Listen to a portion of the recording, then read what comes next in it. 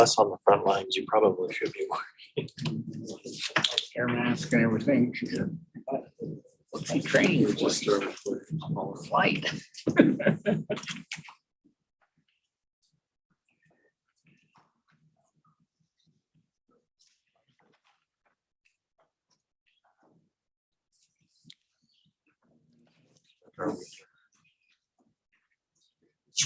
Oh, that bike riding? No. Oh, not Harley's. Oh, Across from Park just around. okay. That looks interesting. Yeah. Oh, really? Oh, cool. It looked like clinical paintballing. I went right to the Harley, so.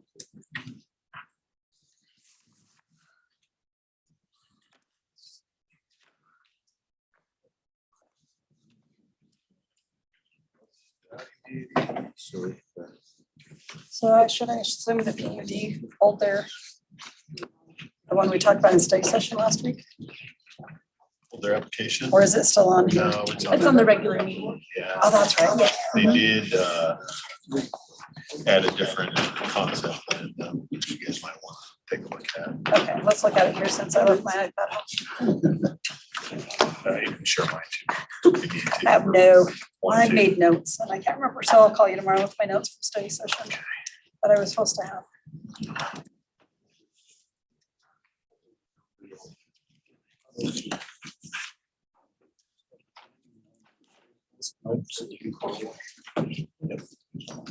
Yeah, yeah, Counted. Still 36 up there. yeah. Oh, really? Look at it. You actually looked at it? Yeah.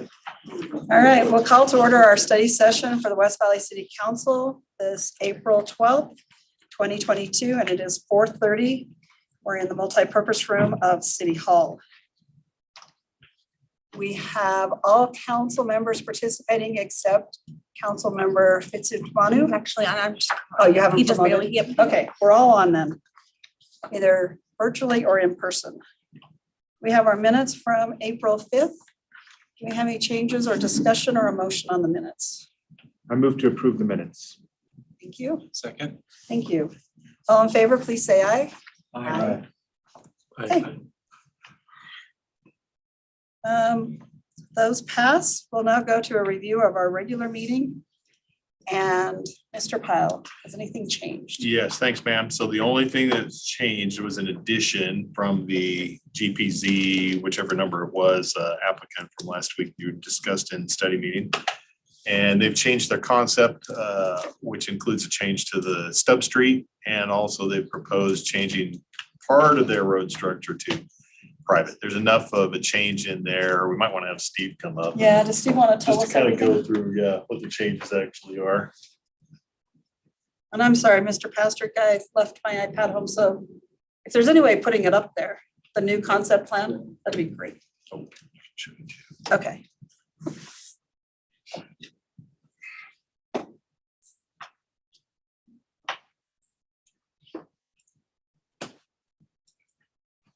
Oops, wrong one.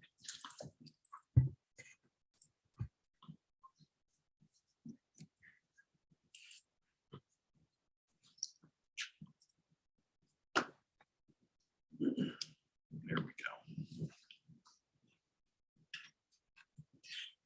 All right, thank you. So this latest concept, so just to orient you, north is on the left here. And the two main changes would be that now they're showing a connection to Kiowa Way. So originally, the prior concept had a cul-de-sac to terminate Kiowa Way, and then the only connection was essentially gated. So it was just a private access to the cul-de-sac that would be gated. This shows a public street connection. And then they're showing a public street that would run north and south that would connect to 35th South. And then you'll notice on the south end or on the right, they're showing some dashed lines there. What that's representing is the potential for a stub street. There is additional property to the south that's actually undeveloped. And so that would provide the opportunity for further development to the south at such point that those landowners choose to develop. Now, in this concept, they are showing a different public street, so it's a little bit, it's not our typical cross-section. It would be 41 feet, so there'd be sidewalk on one side, and it's a little bit narrower cross-section, so they were kind of showing that as a middle of the road, no pun intended, between what they were showing originally and then what our typical public street would be. But this was an attempt to try to address the concern about making a connection to 35th, but then also having at least the main road be public. So did UDOT have them change it to the east, or did they just do that anticipating UDOT was going to make them That line up? UDOT did request that they make that alignment. So this wouldn't be a true public street? They're proposing it to be a public street. They're just proposing a different cross section. So we haven't, I know we're going to be having here shortly a conversation about alternative public street cross sections, but that'll probably be here in a couple of weeks. So nothing, we haven't made any formal changes along those lines yet. Okay. And it's still a PUD? Correct. Anybody else have any questions for Steve with this new plan? So is the public road part of the development agreement or That would need to be a change. So the development agreement right now doesn't address public versus private, but it does say that the connection to Kiowa would be gated, and under this scenario, it would not be. So that would, if the council was supportive of a concept like this, then that would be a change that would be needed in the development agreement, would be to eliminate the requirement that Kiowa access be limited to emergency access only. Okay, are you finished? Okay, Mr. Hoon has his hand up with a question. Yes, thank you, Mayor. Just want to confirm with Steve here, maybe try to help me to understand this, Steve. The north from the south is public, correct? The road. That's what they're proposing, yes. Okay. Kiowa Way, right there, Kiowa Way from east to west, is it public or private? It's public. Okay. And now the next question I ask you is, you see the photo you're showing right now, I don't know, maybe I can't see clear, maybe not, but I think other small roads than Kiowa Way, is it private or public? So the smaller roads coming off of that main north-south road would be private. East-west. Correct, right. So there's a number of east-west running stubs. So if I can highlight here with my, I'll switch to the pointer. So for example, this area here or this area here, those short streets would be private still. So only two publics right here is the one north and south, and also the Kiowa Way road, correct? Correct. And the small streets right there is still private. That's right. Okay, that's all I have. So the private streets are too narrow for visitor parking. Yeah, too narrow. And then would you inspect those along with the public street, or would they still be an uninspected road? So right now, there's no requirement for private street inspections again. So that would be, if we were to retain private streets, that would be something that we would need to change, would be to include that inspection requirement.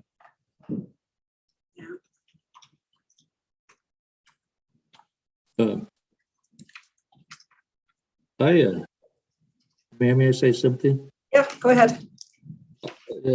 I personally like for public, it's too narrow. Those streets too narrow to me. It's fire department is hard to get in and get out. Those small street there. That's not me, you know what I'm saying? Yeah, I agree.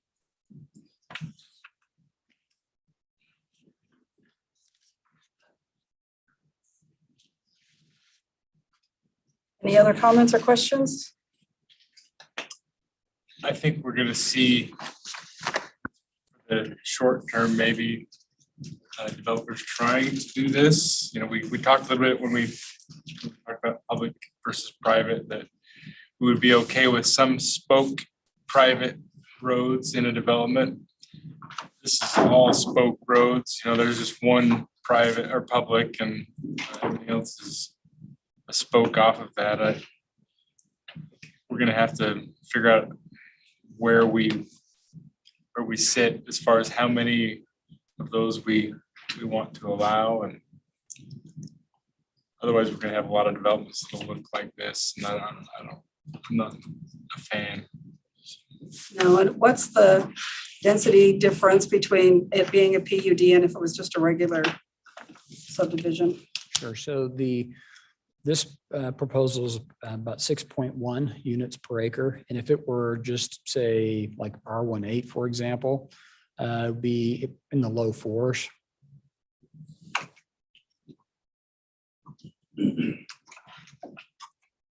Yeah, I think it'd work much better if it was just not a PUD.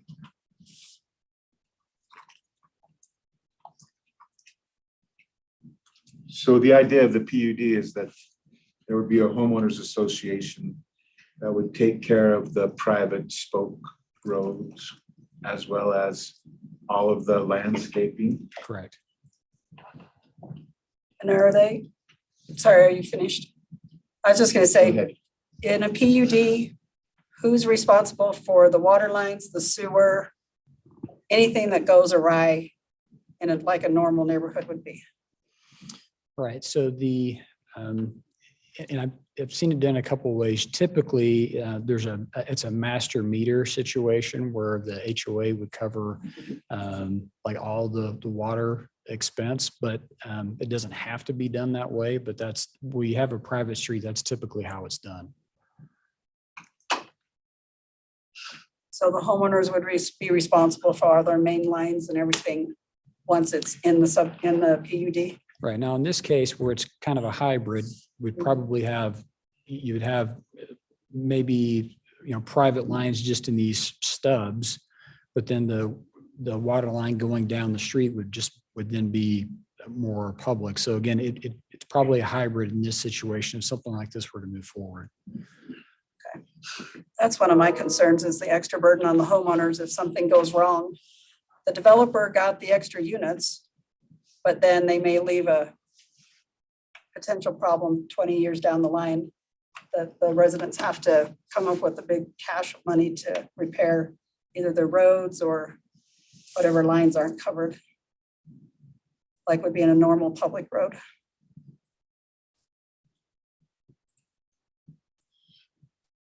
Steve, Yes, sir. council may or may not approve, or they may disapprove the application tonight, but if they did approve under this concept logistically, what's the way that you would like to see that change made? Adopt this concept plan as part of the motion, or make some specific language in the development agreement? So my suggestion would not be to approve this specific concept plan, because at this point, it still hasn't been engineered, right? This is still Okay. conceptual.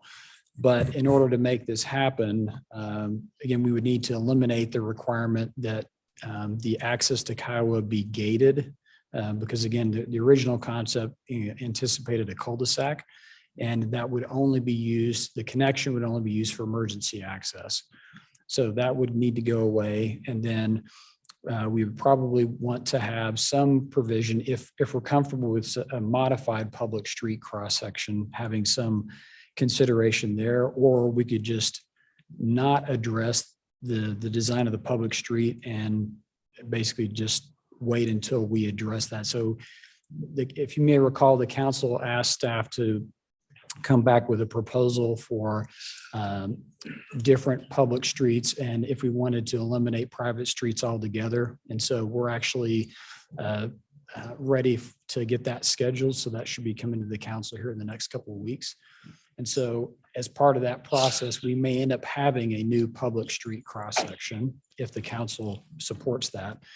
So that could be one option, is they end up using whatever public street cross-section comes out of that effort.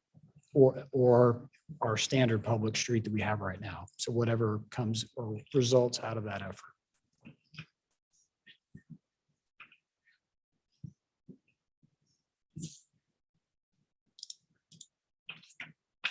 I guess my question is whether or not we'll cover all the bases by trying to make the last minute changes to the development agreement or anything else like that. Could we continue it and have more discussion and come up with what the development agreement should say, if there's any likelihood that it's going to pass? Absolutely. Okay.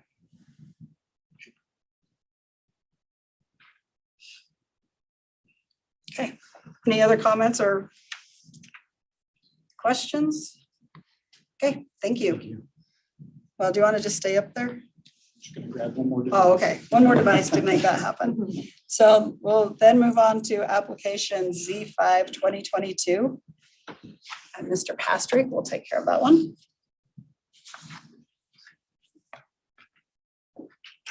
So before I show the usual PowerPoint, we have a video that we would like to show. And first, a disclaimer, the video quality is not quite what Sam's group would come up with, but this application, which is a zone change, is a bit unique in that the noticing that we had to do for this involved about 1,800 notices.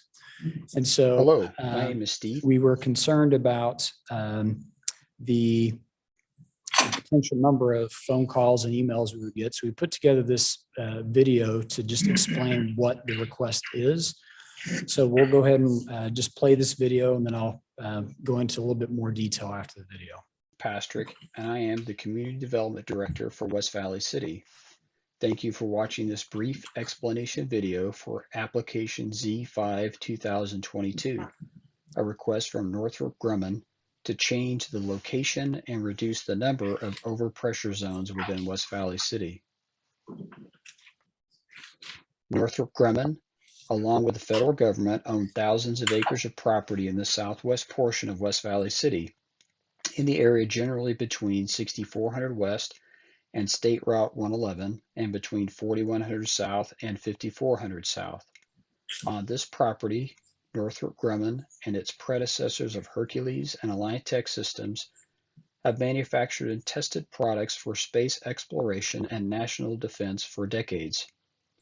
Given the hazards associated with these operations, Northrop Grumman's predecessor Hercules expressed concerns throughout the 1970s about potential injury and damage to persons and property as urban development expanded to the west side of the valley closer to their operations.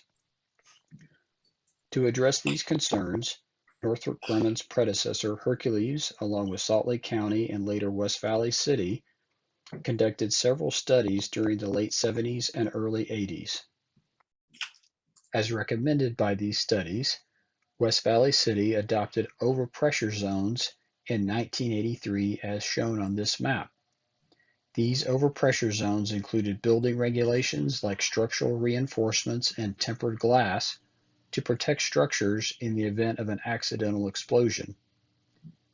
The regulations in the overpressure zones vary for Zone A, Zone B, and Zone C. Zone A includes the most stringent regulations as these areas are closest to Northrop's high hazard manufacturing activities. Zone C includes the least stringent regulations as these areas are furthest from Northrop's high hazard manufacturing activities. Northrop Grumman continues to handle the same types of energetic materials that resulted in the creation of the overpressure zones. However, as indicated in their zone change application, the operational changes at Northrop provide the explanation for the requested changes to the overpressure zones. The first and most significant requested change is the removal of the southeasternmost overpressure circles highlighted in red on this map. According to Northrop's application, the company has shut down and eliminated the rocket motor manufacturing facilities in that area as part of its overall operations consolidation efforts over the last several years. In Northrop's view, this eliminates the need for the southeasternmost overpressure circles. The second requested change is the relocation of the center and western circles highlighted in red on this map.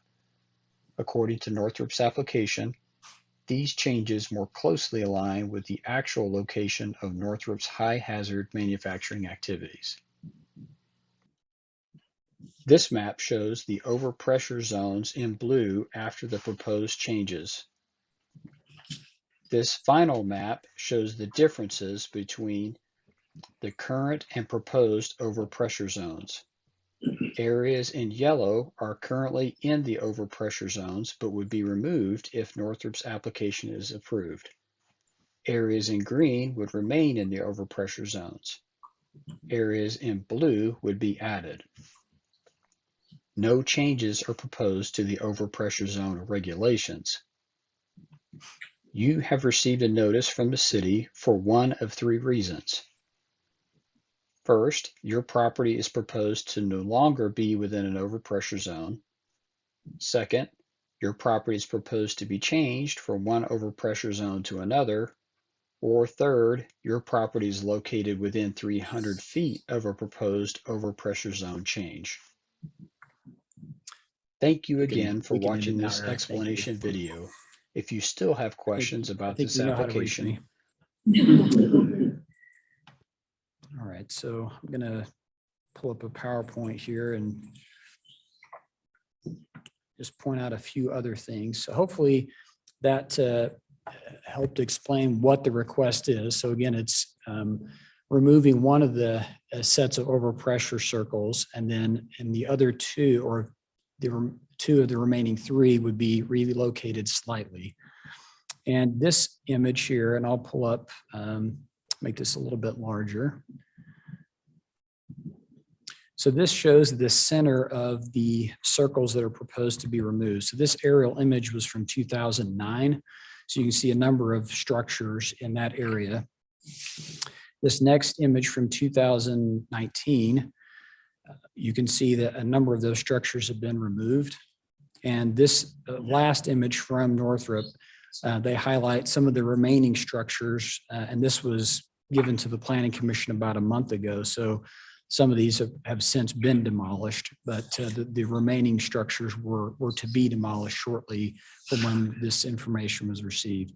So in essence, the structures where they housed explosive material have been demolished, and there's no longer manufacturing happening in that southeast portion of the property.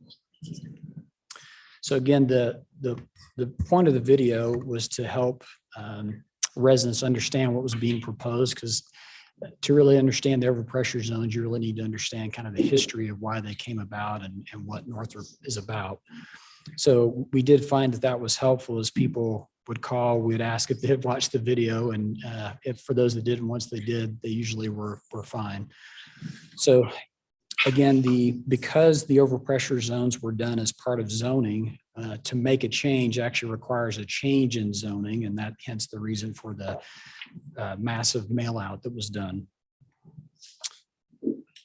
We did receive, you'll see in your packet, a few letters from residents that were concerned about the change, and there was some discussion with the Planning Commission about that. But in the end, the Planning Commission did recommend approval of the proposed changes. Okay, any questions for Steve? What's Northrop's motivation to change the pressure zone? Sure. And I should point out too, that we have, I know it's our study meeting, but Lyndon DeYoung is here from Northrop. So I know he's here listening to, he can take note of questions. So a couple of thoughts there that they mentioned. So first of all, they've been approached by some of the neighboring property owners to say, if in fact you're consolidating your operations and no longer need these, can you actually have them removed, because building in the overpressure zone adds cost. And so for those those property owners that are in these overpressure zones, if they're not needed, and then it's just adding additional expense for structural reinforcements and tempered glass when those are no longer needed. So that was one, probably the main reason Asida was actually being approached by other landowners. And again, that because they've made these operational changes, they're really in that southeastern area, they're just not necessary at this point.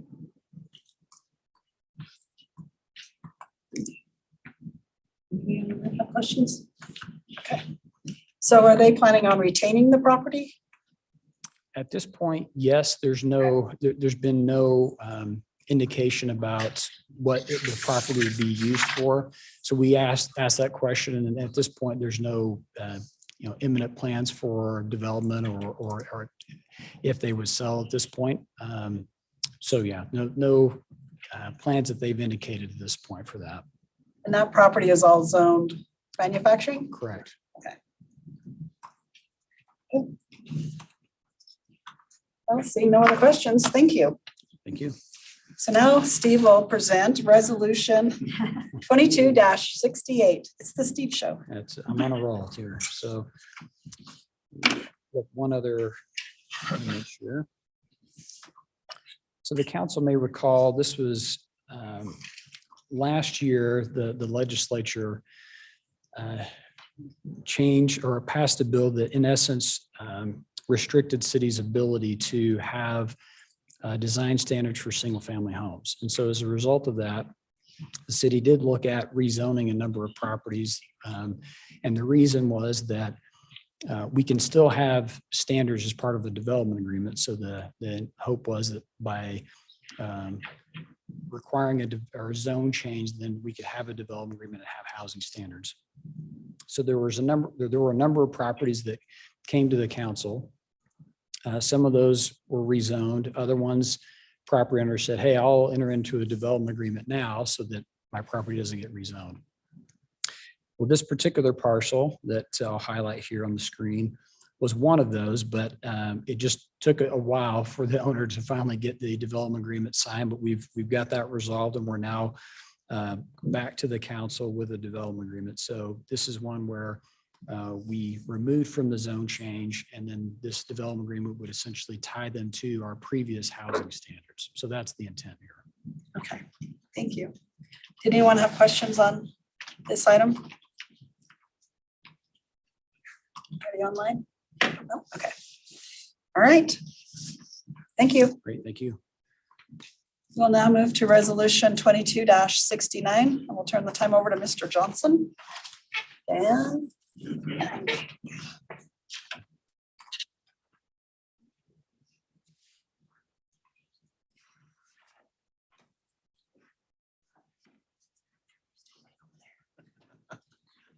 Good evening. This resolution, is, we seek authorization to enter into a lease agreement for some pavement maintenance equipment. This is it's called the Max G shredder.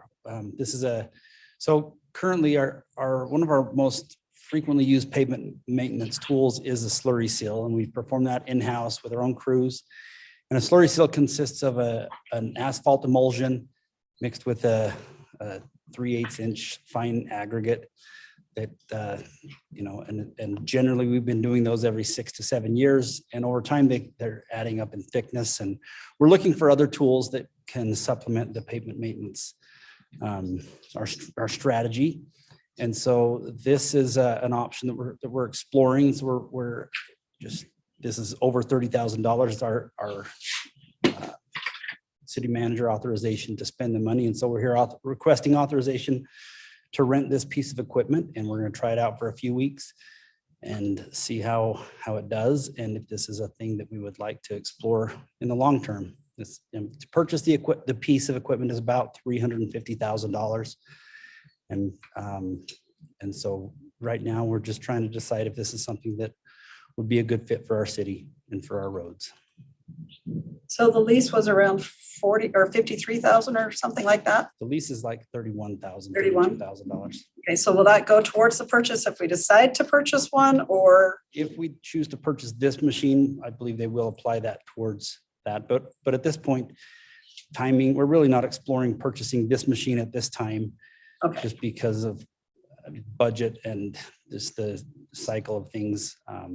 That's something that, I don't know, that's a bit of a, to go from the 30 to the 350 is a bit of a jump. And so really, we want to decide if this is a tool we want to explore and to have in our toolbox. And if not, we'll think about other things. We have done a similar product. We've contracted out and we actually have a contract that we're going to let this year that you'll see in the coming weeks. It's ready to go out to bid, but where we call it the polymer project, where we hire a contractor to spray a thin layer of asphalt polymer emulsion on the roads to seal it up. It kind of acts as a water sealant and as a sunscreen to keep the oils from oxidizing. So that's a tool that we'll continue to use, and we're just exploring another option. so this lease amount is for how long? It's 2 or 3 weeks is all. It's a brief period of time, and we'll maximize the amount of use. We'll use that thing full time while we've got it, and then decide where we go from here. Dan, will you talk a little bit about how this is different just from a use or application standpoint? Yes. Regular slurry seal. Yep, that's a great question.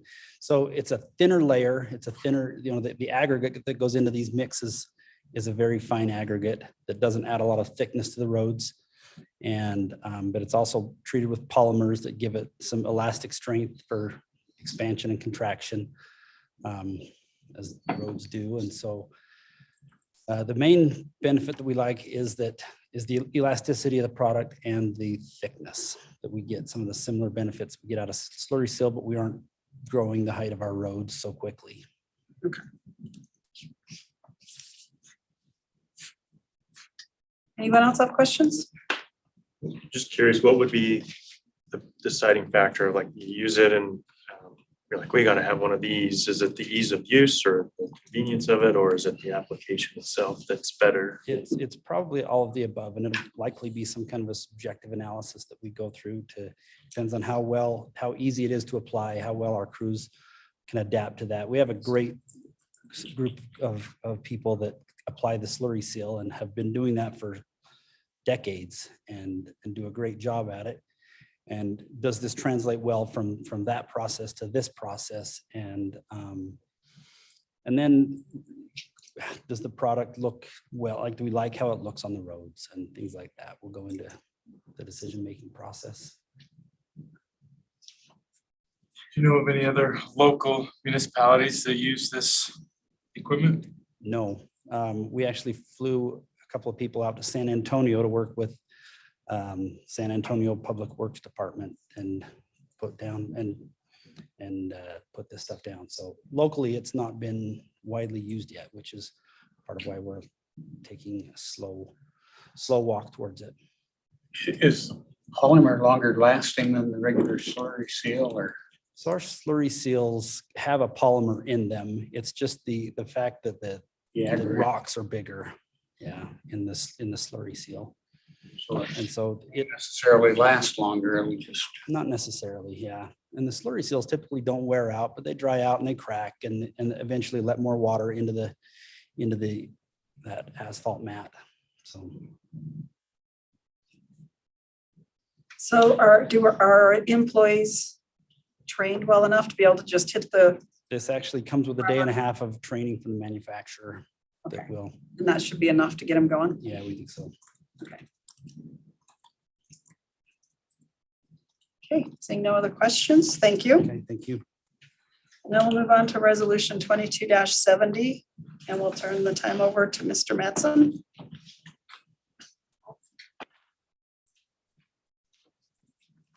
Good afternoon, Mayor and Council. I'm here tonight to present a trailer that is granted from the Bureau of Justice. And it's a coronavirus preparedness grant, and the police department has applied for it, and they have received the permission to use the money. It'll be at no cost to the city. It's all federal grant money. Let's see, we're looking to spend $50,110 on the trailer.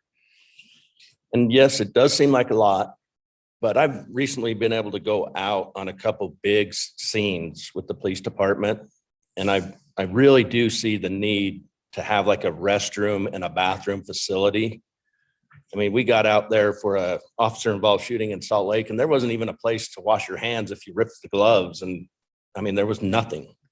They would have to undress all their stuff and go into a Maverick to go wash their hands of blood. So I really do see the need for this. We're going to prepare it with a whole bunch of PPEs, food, stuff like that, so that not so much to do testing or anything, but when we're out there helping with the facilities, our guys will have a place to go into, get out of the cold, get out of the heat. There'll be a fridge in there with cold beverages. We're also going to be able to use it for our major crimes trailer in conjunction with this. We're going to line the whole length of the trailer, 28 feet, with bench seating. And that came into play at the Hunter High shooting. We had a lot of officers out there, and when they need to brief, it was a nightmare. They were pretty much sitting on each other's laps in our little trailer that we have now. So that's what it is, and that's what we're going to use it for. Any questions? Doesn't look like any. No questions online. Okay, great job. Thank you. Thank you. We'll now move to resolution 22-71, and I'll turn the time over to Chief Jacobs. And she's on Zoom.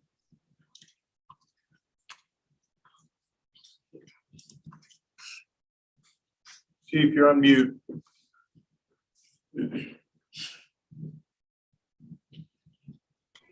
Unmute, start video. Why isn't my camera working? No idea. Okay, sorry about that. Good evening, council and mayor. This request is for a computer purchase of $126,000. It is directly related to our Corona issues with supply and demand. And we are still waiting for our year 2000 computer purchase from Hewlett Packard. So our awesome IT guys were able to find these GTACs, and we have that same Corona funding available to pay for this purchase. Okay, does anyone have any questions? Oh, there it is. So there we go. So you're saying we couldn't get the other computers, so we'll just cancel that order and use these for the next 4 years and then go back to the other, what you had originally ordered from Hewlett Packard? It's my understanding that HP just can't deliver on that one. So yeah, it's well past our rotation point. We do try and rotate out 25% of the computers every year. We were on that 4-year lease, and we got behind, and with our change in RMS system and CAD system, there were certain features that we needed in the laptops, and these GTACs were able to provide that. Nice. Okay.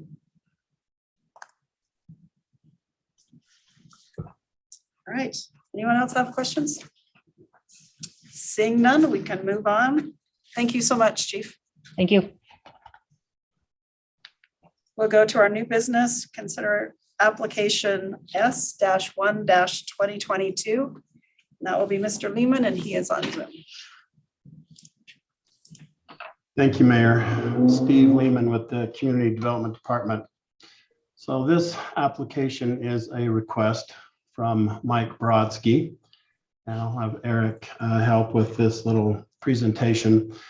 So this property will be familiar to the council. It's located on 5450 West, about 3716 South.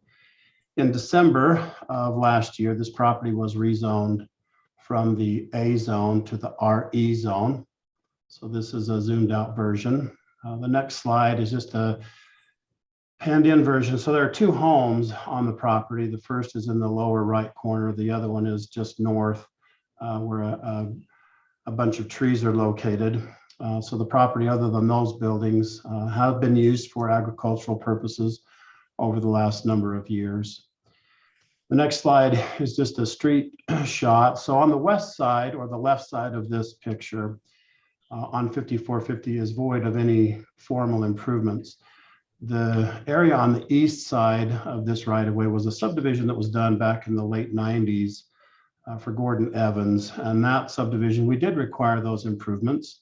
And that is the only subdivision that improvements were required on this right of way. However, during the rezone of this property, City Council did require that curb gutter sidewalk would be installed on the west side. The next slide is just one of the dwellings. This is along the north side. The dwellings here are brick and will be kept as part of this project. The developer will go in and refurbish these homes, but they will be retained. And then the next slide is just looking due west across the property. And the last slide is the subdivision itself. So the subdivision consists of 12 lots and just under 4.5 acres of property. All of the lots that have access or frontage along 5450, new homes will actually face the street. That was one of the conditions in the development agreement. The minimum lot size here is about 12,600 square feet, and the average is 15,015 square feet. So it does comply with the RE provision. There are a couple of flag lot lots in the subdivision, as well as a drive access that will service 4 lots that you can see highlighted in the darker color in the middle of the subdivision plat. And that is our report. Okay, thank you. Are there any questions on this application? Looks like the drive access is private, is proposed to be a private street, is that correct? Yes, it is.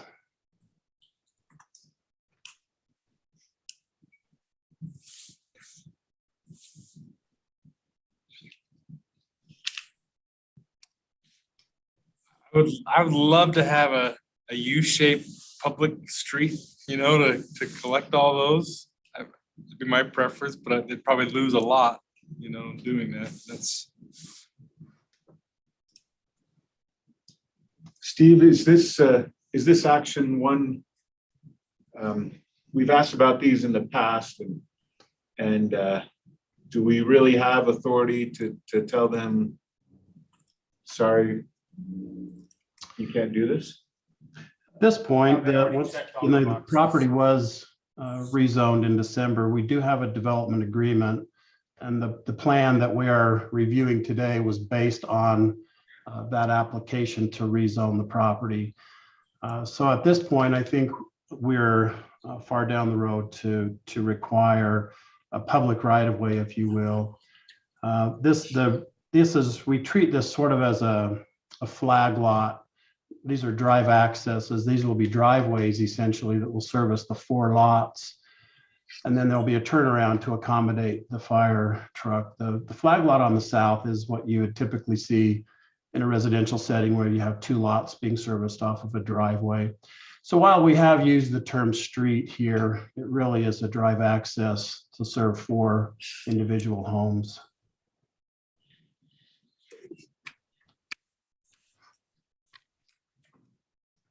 Okay, thank you. Any other questions? And none online?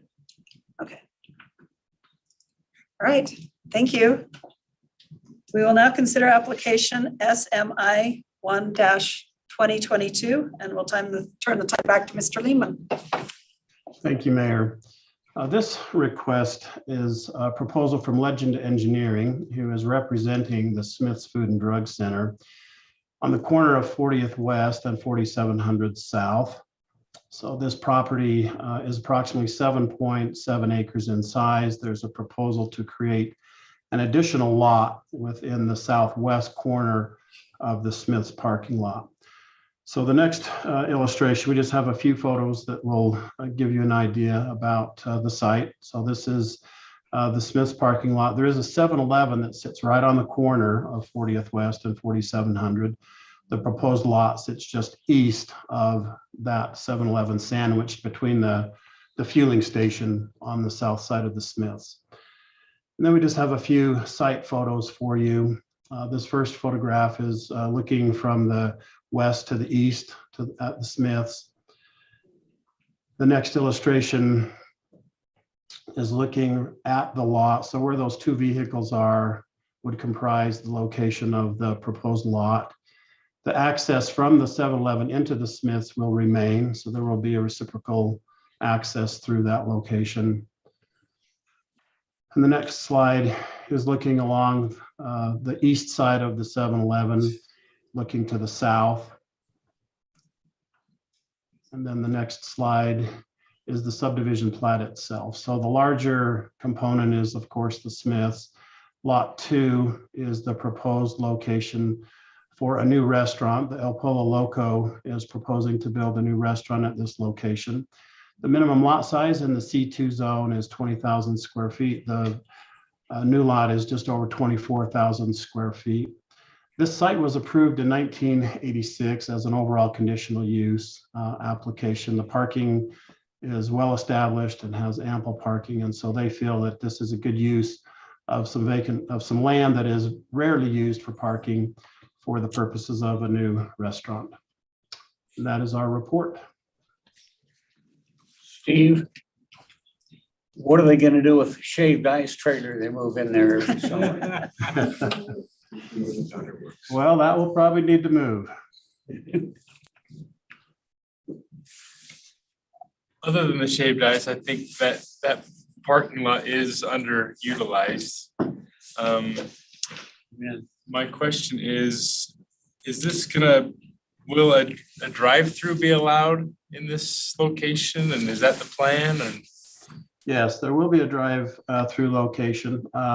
So the drive access, sort of enter the drive aisle, will be at the northeast corner of the 7-Eleven site. So that will be where the access comes from, the north, and then it will head south, and then we'll circle back to the east and come out onto the main drive access that Smith's uses coming in off of 4700 South. That is the proposal, just barely in the planning stages, since this is the subdivision to create the lot for the use. They have submitted a preliminary concept, and that is what they're proposing at this time.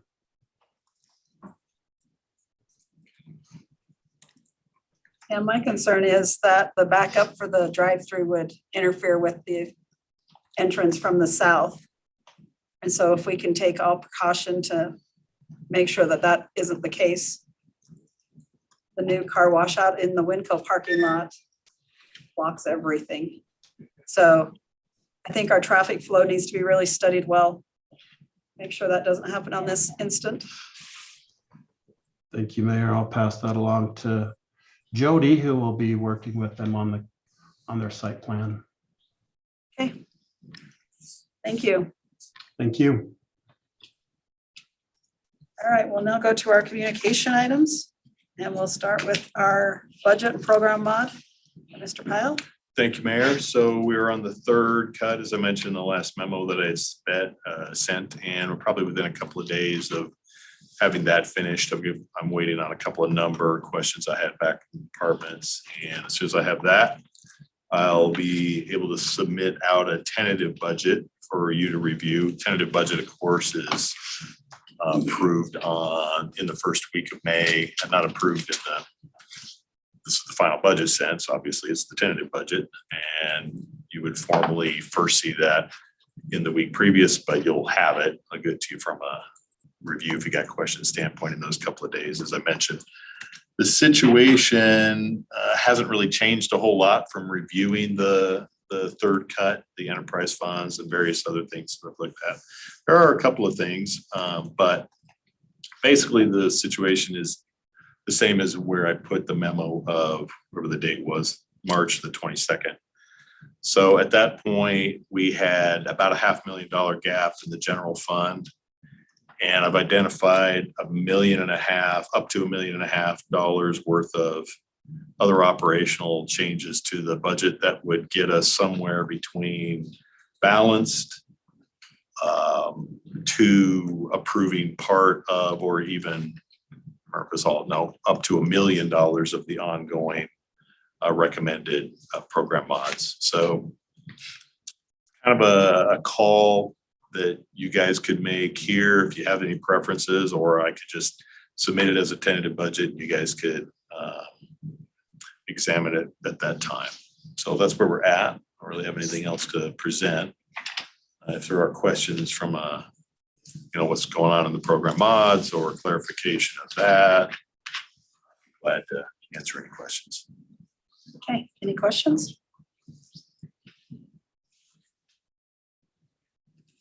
So in the next 2 days, you're going to send out what? The tentative budget or just the program mod? Just the tentative Update. budget. I sent I'm not going to give you anything more on the program mods. You've got what I will give you.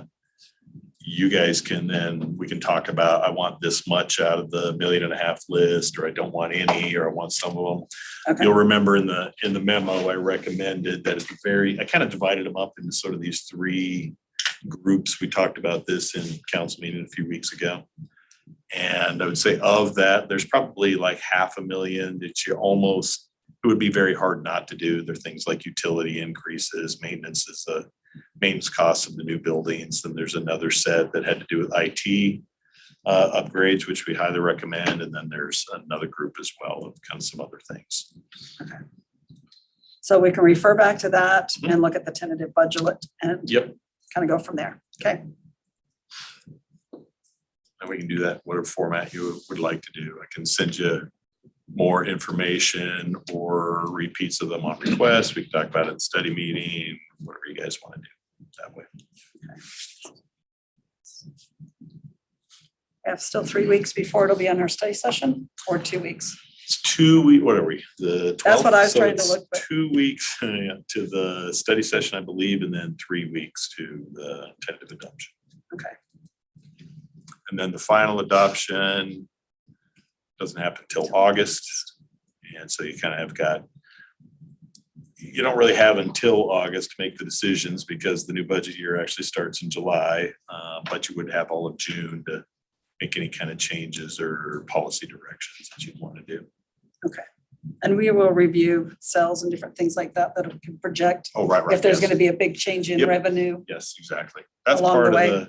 That's part of the number of cuts process anyway. We do that every month, especially on sales tax, because that's the one that would change the most, Right. most likely to change. We get that report somewhere around the 21st of each month. So every month I'm looking for that when that comes. Okay. Okay. Anybody else have any questions or concerns? Okay. Thank you. We'll now move on to Parks and Recreation, and we'll turn the time over to Miss Day. And she is here in person.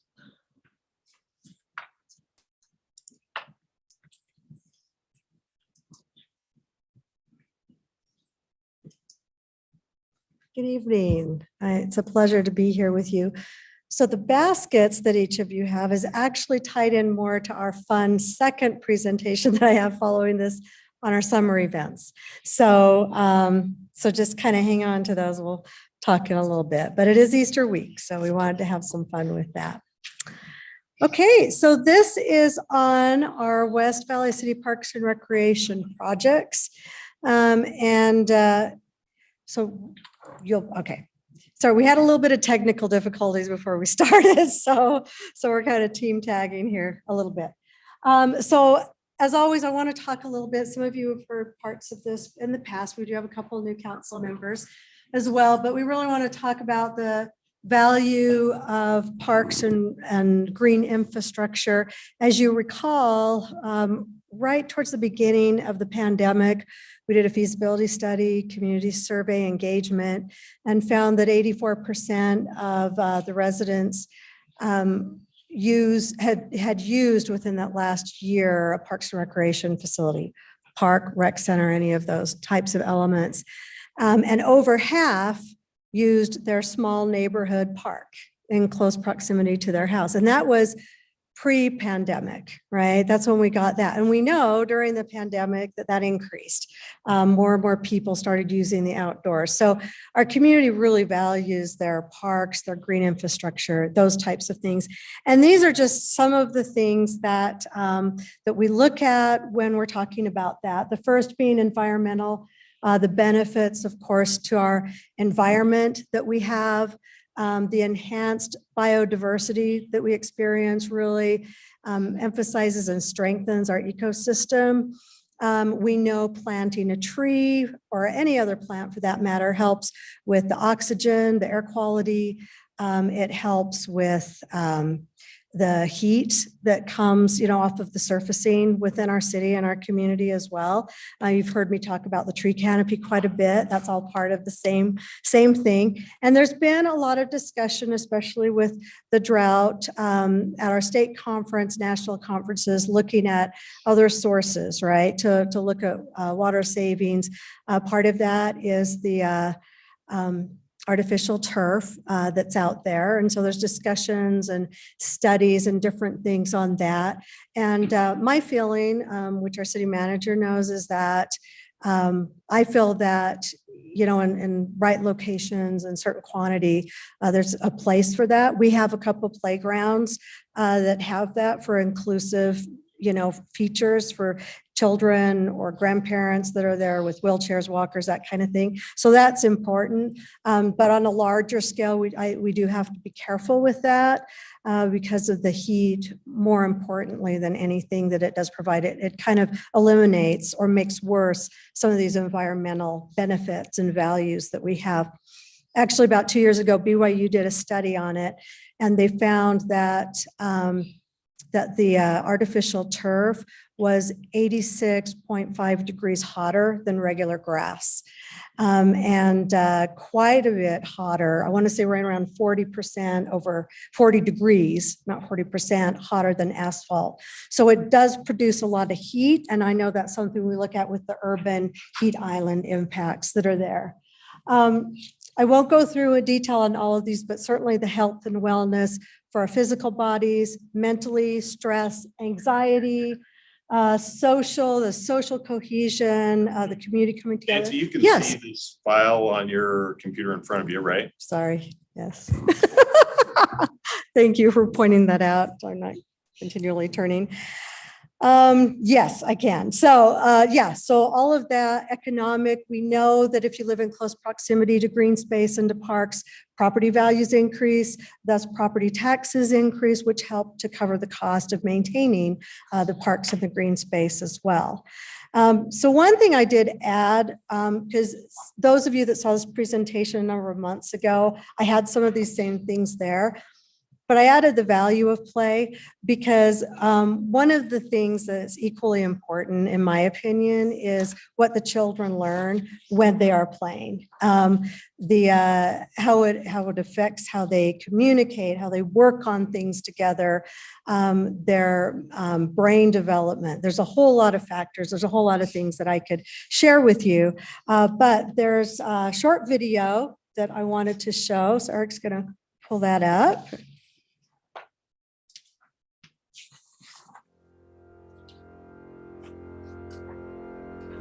There's a lot of talk about what's wrong with the world today. Negativity, discord, intolerance. But I don't see it that way. There's too much right in the world. There's too much good. When I look out there, I see promise. I see potential. I see imagination, collaboration, celebration. I see leaders, advocates, creators. I see decisions being made, healthy decisions, not just for the body, but for the mind, for the soul, for each other. I see people working together, helping each other. And by helping each other, we discover who we really are and all the good that we can share with the world. We learn. We grow. We lead. We follow. We take turns. We take chances. We imagine. together. We don't just tolerate each other, we celebrate each other, our similarities and our differences. Yeah, we fall down, but we get back up, keep climbing. We try and we fail. We try and we fail. We try and we succeed. By pushing the limits of ourselves, we realize that there are no limits to what we can do. When I look out there, I see the promise of the future. I see tomorrow. And for a better tomorrow, we play today. I just really enjoyed that, so I wanted to share that with you. You can see that that's through actually a vendor that we use for some of the materials that we have. And I asked them if I could borrow that, and they said yes, that I could. So, so we are now going to the next slide. Just a second. So we really want to start focusing now on the West Valley City parks and the distribution. There we go.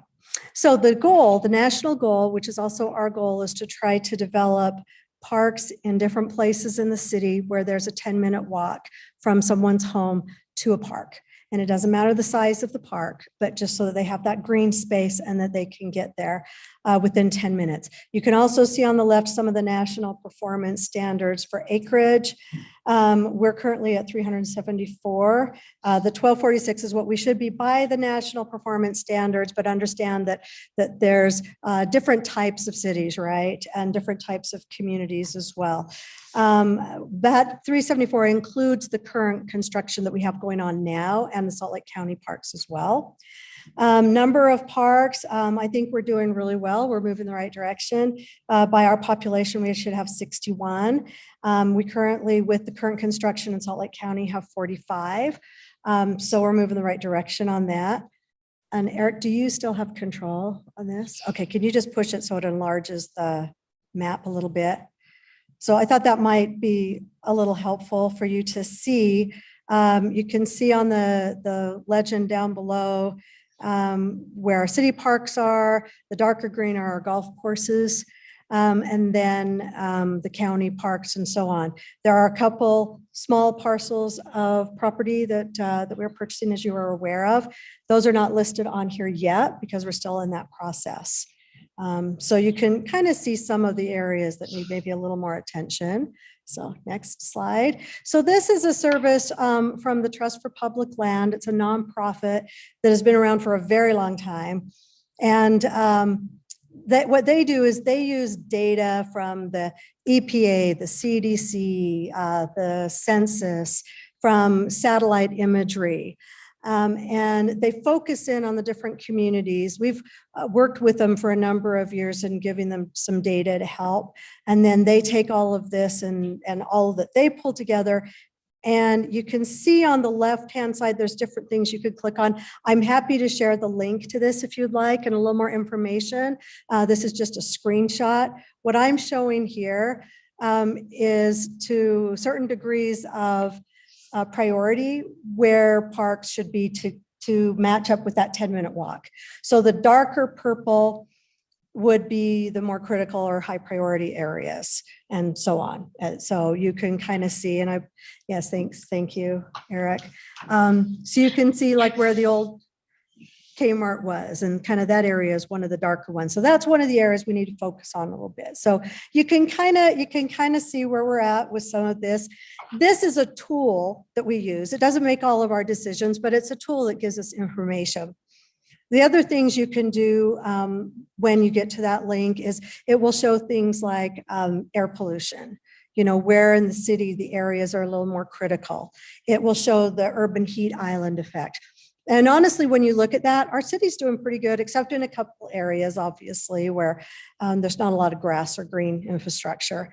And the goal is obviously to keep it that way or even make it a little bit better, but I was happy to do that.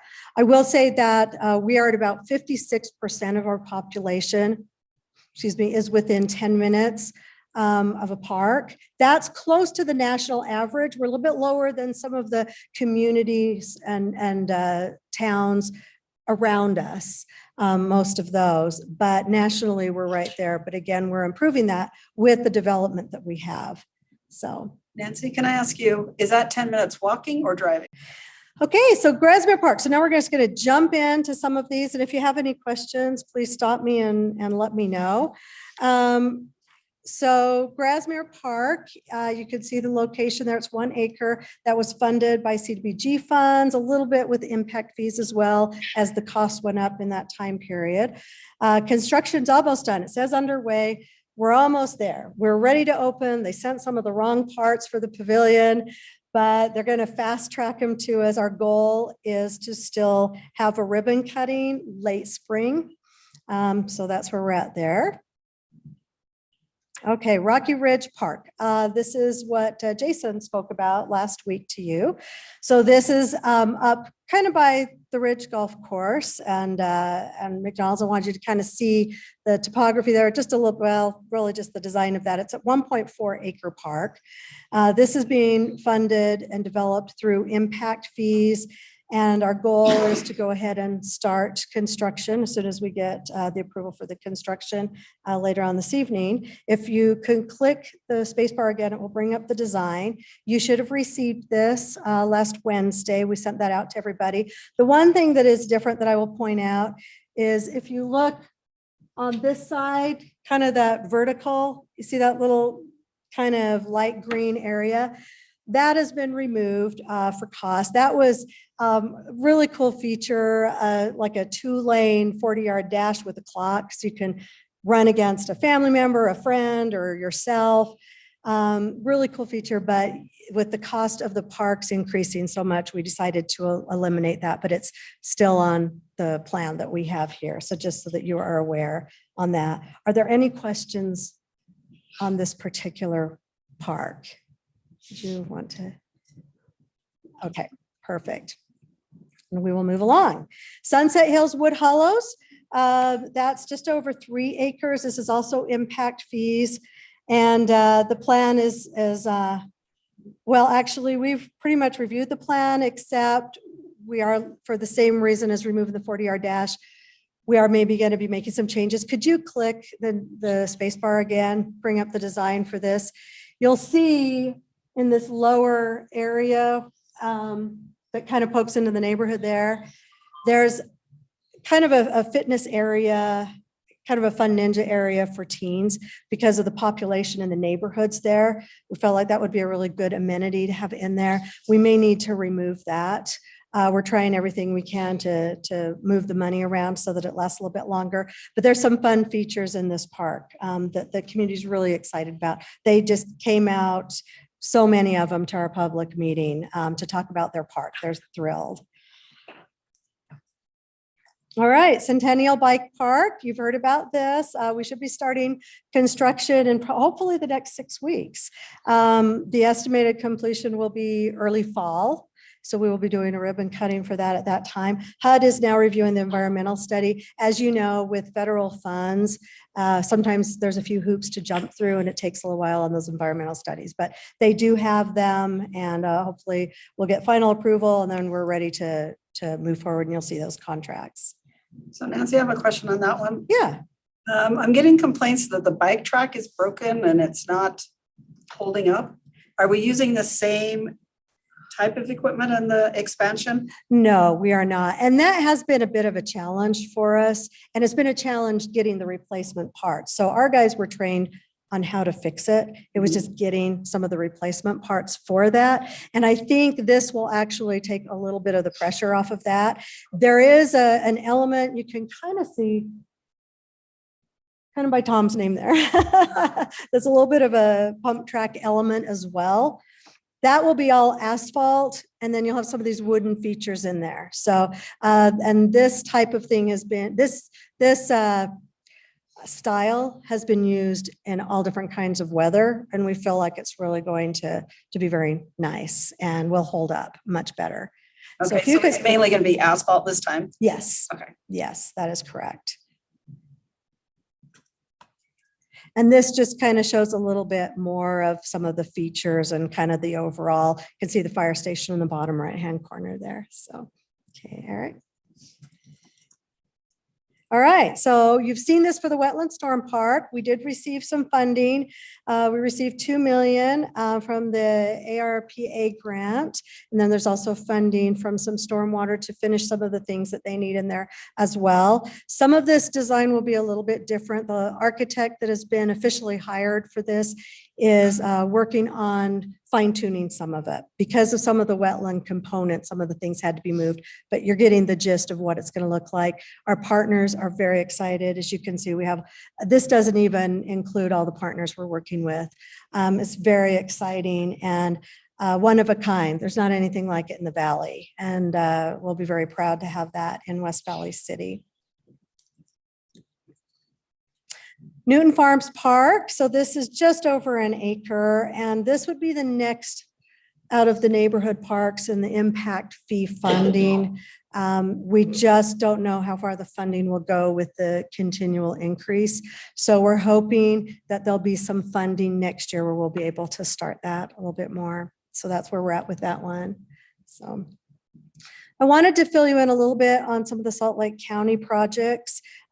First of all, the county Parks and Rec did receive $10 million in funding from their council to be able to go towards regional trails within Salt Lake County. And they want to put a chunk of that into the 2 east to west trail systems in our city, which is the Ritter Canal, which is what we call the Crosstown Trail, right? That whole area, and then the Utah Salt Lake Canal Trail. And so we've been working with them to really try to use their money wisely and in a nice way for our community. And they're excited to work with us as well.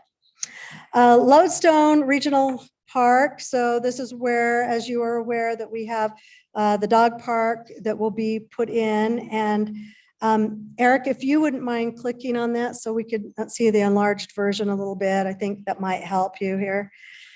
So you can see that whole left area. You've got the soccer fields to the east. Those are all done, and some of the courts. As you come further west, on the far west is the Mountain View Corridor Trail. But you can see why this is a regional dog park. It's quite large. There's there's open areas, there are obstacle courses, there's different things like that.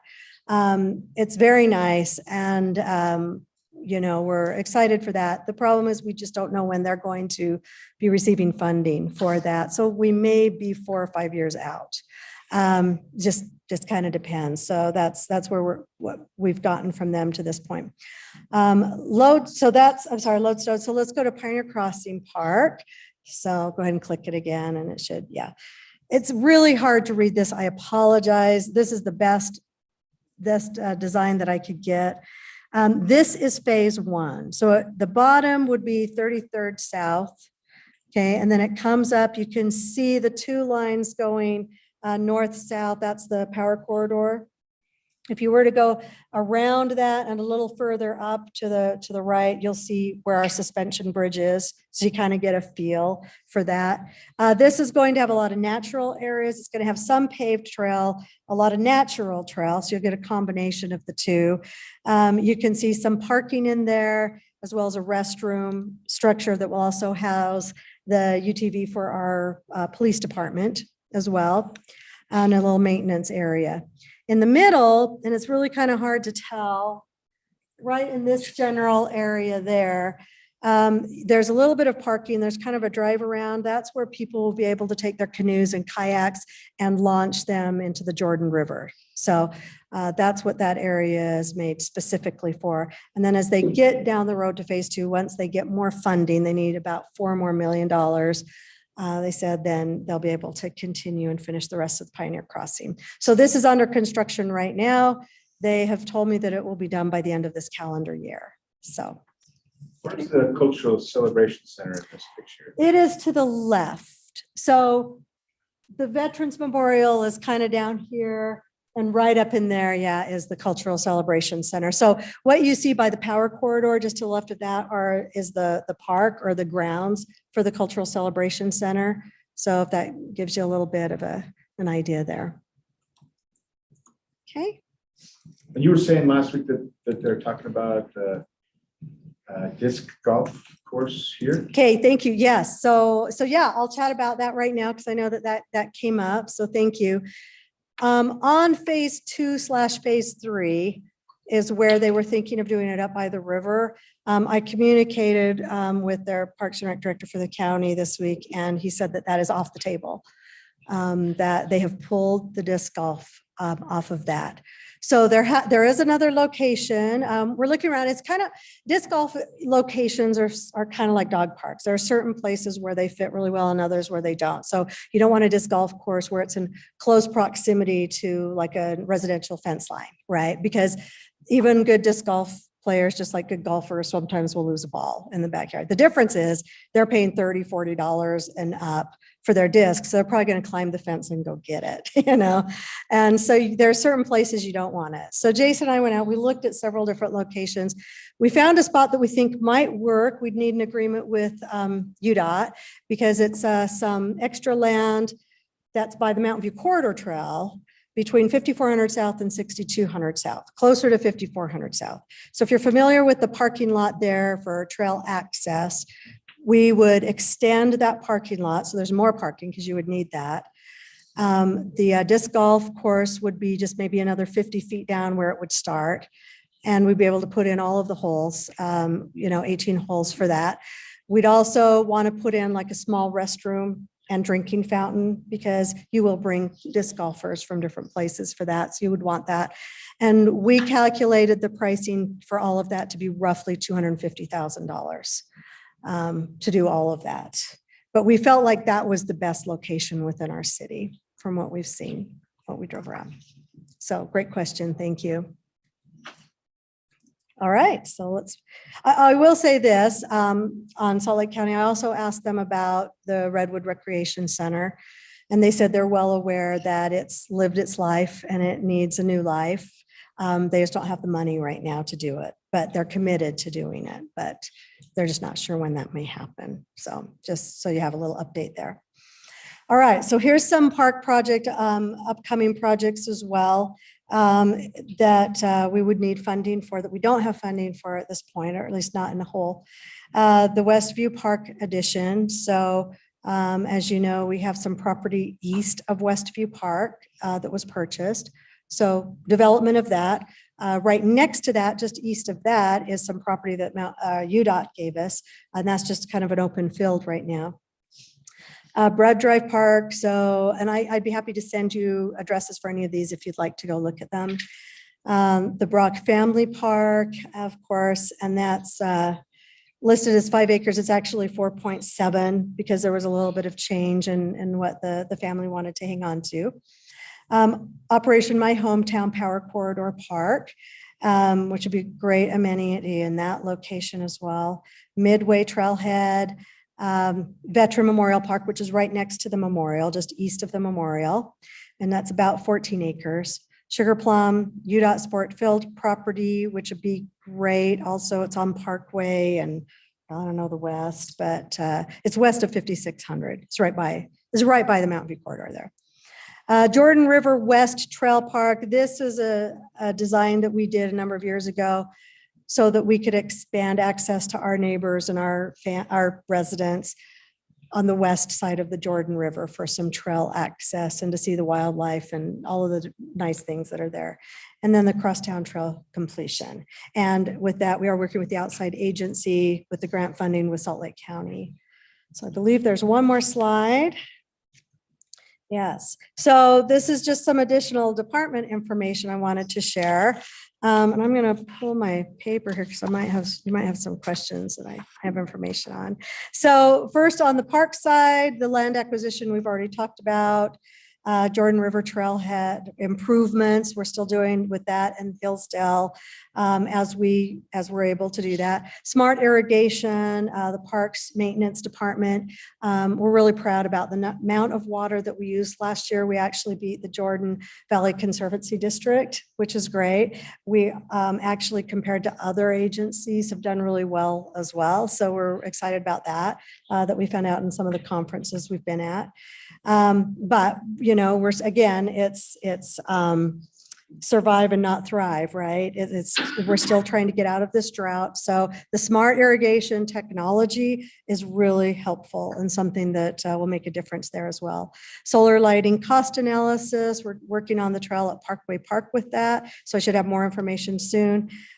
Technology options for maintenance. You can kind of see in the top left corner picture, that little machine with the sports lines, you see that?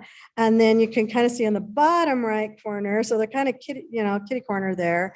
And that's hard to see, but you can see the lines for the soccer fields that we run out at Centennial. And this is what I wrote down, I got from my staff. So they call him Marv, this robot. He can complete 10 soccer fields in about 2.5 hours with only 12 liters of paint, a little over 2 gallons.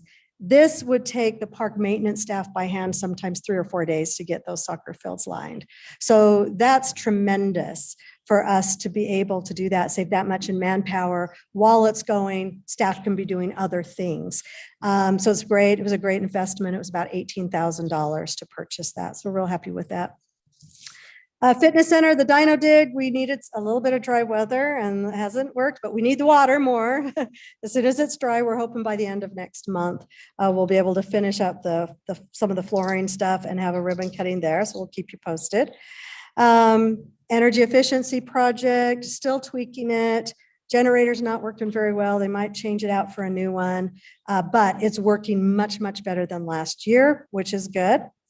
Golf courses have the new filtration system at the Ridge. It's been amazing. That was installed finally a couple months ago. And then we are planting more mature trees at the golf course. Just you can kind of see at the Harmon Senior Recreation Center, some of the enhancements we're trying to get grant dollars for. And then arts and culture, you're familiar with, I think, most of these because I spoke on that just a few weeks ago. So I don't know if you have any questions on any of these these things or anything else on the parks side or the project side of things.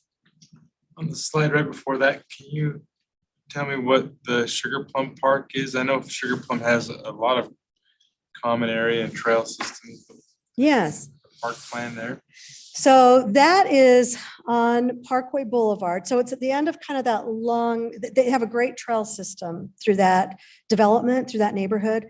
So if you were to go, what's the exact west? Do you know, Jason? 71st West. About 71st West. So at the end of kind of the trails that come through there, the Sugar Plum Trail, there's a nice area there. It's got some water retention qualities to it. The nice thing is we'll be able to connect that trail to the trail in the Wetland Park area as well. So there's a lot of connectivity going on between that Crosstown Trail, Mountain View Corridor Trail, all in that same area. So I think that's great.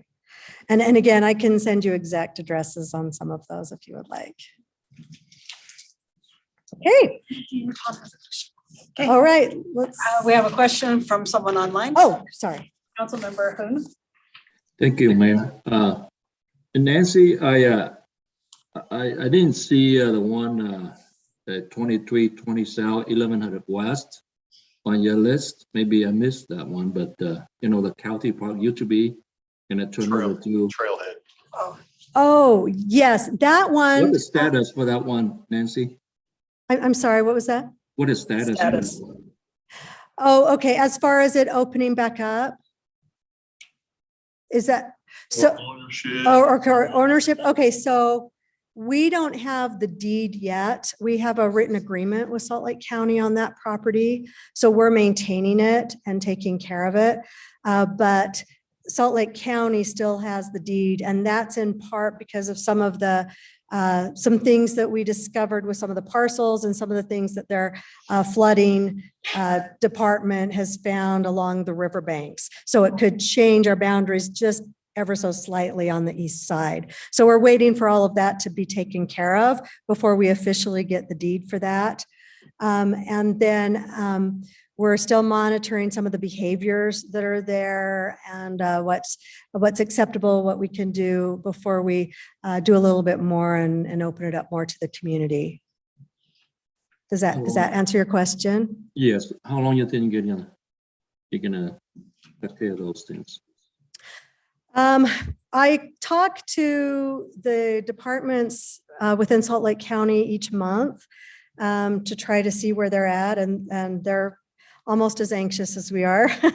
So I'm hoping by maybe even December, January, but I don't really know for sure because the ball's in their court on that. So that's been a little bit of a challenge.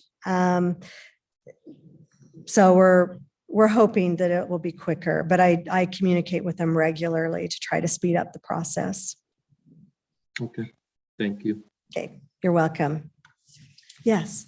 I noticed that pickleball is becoming more popular, and yes, and the courts at Centennial are amazing. And the great thing about this sport is that it brings many generations together. You don't see grandparents playing basketball or on the skate park with their grandkids, like you do on the pickleball courts. Are there any plans to put lights for the pickleball courts at Centennial? we actually looked into that about a year, 2 years ago. And we absolutely could do that. As if I recall, the pricing came back at about $100,000 to $130,000, correct? Yeah. And so, again, it's a funding thing, but we can absolutely do that. And we do have a lot of requests for that. We also look at the options of maybe putting those in different parks. We tend to build more of the smaller, as you saw, neighborhood parks that don't have parking lots. So we try not to have amenities where people will drive and park in front of all the homes. And so that's why you don't see those as much in those types of parks. But lighting them would absolutely help, so people could play it longer, because they do get used. Our fire department likes to use them. So that's great. So over the weekend, I've gotten complaints with the city park right there at the animal shelter. So a lot of off-leash dogs and a lot of waste left behind. So do we have a mechanism for patrolling, or, I know it's not our animal shelter people that take them out on the walks. It's the community. It's the community. Any solutions to that? That's a tough one, because really it's eyes. It's either our parks guys, which if they're there working on the park at that time and they see that, they will say something. If it's during nights, weekends, or times when we don't have park maintenance there or staff, if they're running programs, then we kind of rely on the public to follow the rules that are posted, or other citizens that maybe see it to say something, but not everybody feels comfortable with that. One of the things that Salt Lake County is starting, they've done one, and they said that they're going to have one at Lodestone by the end of the year, is having a park ranger, full-time park maintenance person at their parks. It's still only 40 hours a week, right? It's still not weekends or nights. It's, but they can keep an eye on that more, or they can pick it up more. And the one park they have it at in Kearns right now, they say that they've seen a dramatic turnaround in graffiti, garbage, that kind of thing. But they're throwing some money at it, and that's the hard part. But, we can try adding a few more of the dog cleanup stations and see if that helps. I think it helps with some people. I don't think it helps with everybody, but I hear them. I understand that's very frustrating. Okay. So thank you. So you bet. So do you mind sending out the email about the park service? If anybody wants to do that interactively? Yeah, the park serve. Yeah. Okay, yeah, absolutely. And then maybe let's just send out the park addresses. Absolutely. So everybody understands where they're at. Yep. Okay. I'm happy to do that. And again, if anybody wants to go out with me or with Jason to see some of that, I'm happy to take you around as well and talk to you about some of that. So sweet, thank you. Okay. All right. Next one. This one should go fairly quick. So this is on our summer events. And this is a lot of This is a lot of fun stuff that we get to do in our department over the course of the summer. You again see the basket. So there's some things in there. There should be, my assistant Melissa is wonderful. She put these together and brought them over. I asked her to put some of the things in there that we give out at some of our events throughout the summer. We gave them, we had to stop during COVID, but we gave them to our park maintenance guys to hand out to people at the parks when they're there, just to say, hi, I'm with Parks and Recreation. What can we do for you? What do you like? And give a little toy to one of the kids or something. So that's what's, some of those things are in your basket there. So the overview, the next slide here.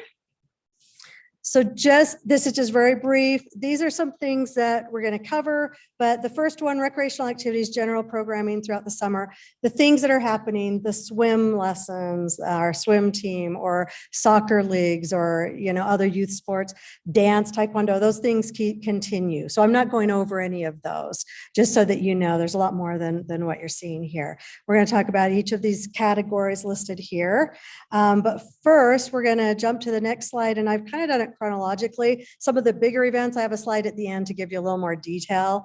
So April, kind of spring-ish, right? Golf league's already started and they're having a blast out there for our golf courses. This weekend, we have our fun Easter event. So we've got the flashlight hunts, which is we have teen, and then we started an adult hunt probably 4 years before COVID hit. The teen one is just because they really wanted something for them and they can't come to the kids one on Saturday morning. So we started the flashlight hunt with that. And we've been doing that for a very long time. And then the adults wanted something. So with the adults, they do have to pay, I think it's $10, I know, but it's fun. It is so much fun. If you want to come out, if you're not doing anything Friday night, come out and see the flashlight hunts. We have, for the adults, they pay because we have prizes. We have gift cards. We have camping gear. We have coolers, water bottles. So as they find eggs with numbers and things, they turn them in and they get their prize. And they love it. I mean, we have people drive from Ogden and all over to come to our adult flashlight hunt. It's kind of fun, but it sells out every year. And then, of course, Saturday morning, bright and early, 8:30 a.m. is when we start the outdoor Easter egg hunts. We use all 4 softball fields on the East Quad there for the different age groups. And we have thousands of kids out there. And I'll tell you, I mean, it takes us a couple hours to put everything out and it takes them 5 minutes to clear it up. So it's a ton of fun, even though it'll be a little chilly this year. Indoor hunts, they can come inside afterwards in the edutainment. We have the pool dive, we have hunts in the edutainment. And then of course at 9, we have our breakfast with the bunny, which is sold out. It's been sold out for a while. We had to limit the number of tables just because we're still trying to be cautious with that. But that's always a hit as well. And then you can see some of the arts and culture happening, the pickleball tournament, on Earth Day and Arbor Day, which they're a week apart. Earth Day is also Springfest at the Cultural Center. We are doing tree plantings. I will email you the details on that because on Earth Day, we have them spread out throughout the day and culminating into that evening when there's an oak tree planting and kind of a dance. If you came to the opening reception for the Trees, a Breath of Fresh Air exhibit, then you saw a small part of that. That will be repeated with the tree planting following. Okay, so we'll go to May. Hump Day Buffet kickoff on May 4th. May the 4th be with you. You'll see the slide where we talk about that a little bit. So that's going to be fun. More exhibits. Mother's Day brunch at Stonebridge. Limited seating again, not as many tables, but still happening. Registration will start on Monday next week for that. And then we have a nationally sanctioned pickleball tournament in May at our courts out there. And then of course, Memorial Weekend is when Centennial Outdoor Pool opens. The one thing I neglected to put on here, I apologize, is we will be doing a Memorial Day kind of program that will be virtual in nature, but we will do a flag ceremony and something small over at the memorial as well. So I'll make sure that you have the information for that. Okay, June events. As you can see, the Ridge is doing a lot of junior clinics. We have Camp Wrinkle in there and just a bunch of different things happening. World's largest swim lesson. If you're not familiar with that, we've done that for many, many years. And that basically it's supported by NRPA, by the American Red Cross, by multiple agencies. And basically on that same day all around the world, people are doing free swim lessons to just bring attention to how that helps save lives. And we participate in that. And the children get the free lesson, they get a certificate. It's a great way to introduce them to that. In the Heights begins on June 23rd. Again, you can see the movies in the parks. The opening block party for In the Heights, that Saturday, I believe it's Saturday, is going to be just out front the theater. We're going to have games. We're going to have some ethnic music and sound and dance and just really kind of have some fun with that production that's happening. Okay, we'll go to July. July is National Parks and Rec Month. So of course there's a lot of stuff on there because we try to involve all of our divisions in one way or another. We have a tree planting. I don't have the details yet, but I will get those to you, scheduled for the 8th. We have our farmers market kickoff on the 14th. I'll talk about that on a separate slide.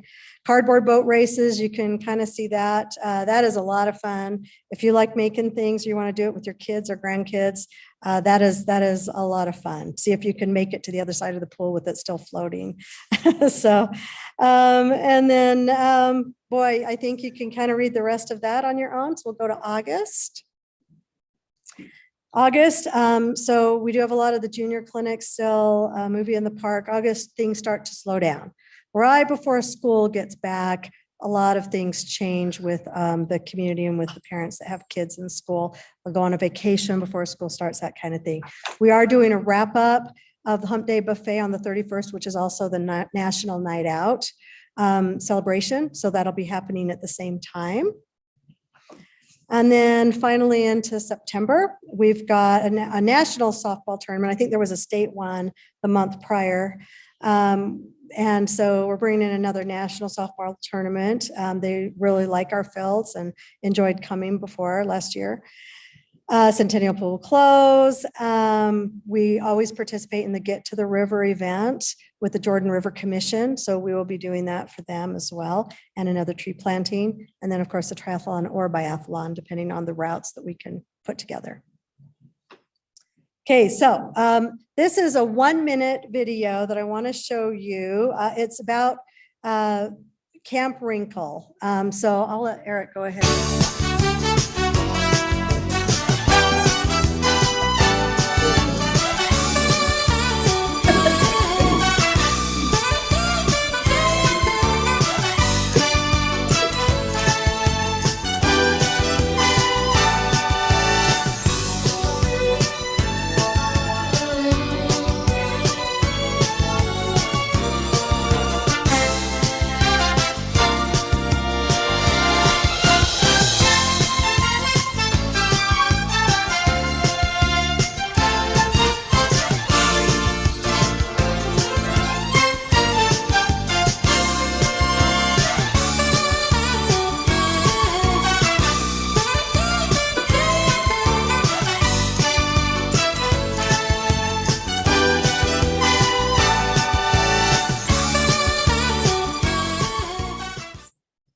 Staff at the Harvard Senior Recreation Center do a great job with that.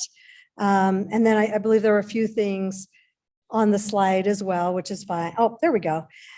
They do field trips through the summer, themed holiday activities. I mean, it goes on and on. That Sketch to Canvas is actually the art program that they got a grant for. They're working hand in hand with the Arts and Culture Division to do some artwork and painting. They loved it, and we were able to find funds to be able to extend that through July. So they're thrilled.